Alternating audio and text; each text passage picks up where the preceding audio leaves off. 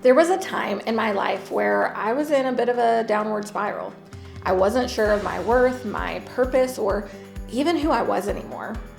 But I will never forget the moment God brought me out of that place.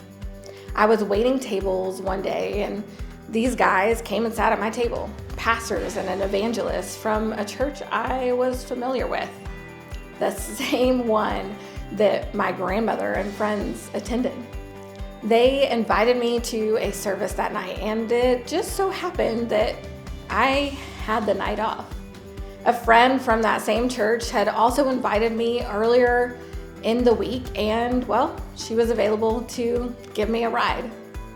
That night, while at the service, I prayed about the very things I'd been struggling with: my worth, my purpose, my identity.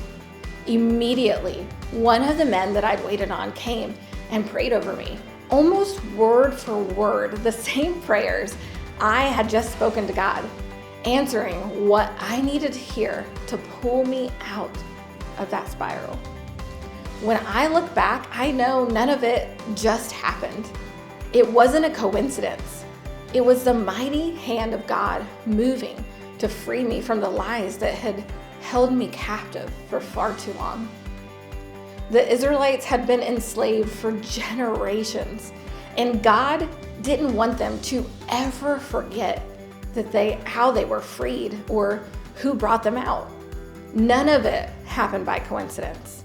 In Exodus 13, he said, "Commemorate this day, the day you came out of Egypt, out of the land of slavery, because the Lord brought you out of it with a mighty hand."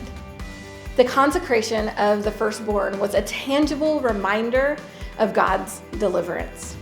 God knew how easily his people could forget his faithfulness once they stepped into freedom. So he commanded them to not only remember his deliverance, but to also teach it.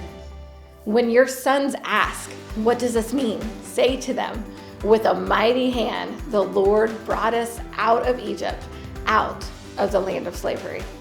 You see, God wanted their story of deliverance to live on, to be told again and again, so that future generations would know the God who rescues and redeems.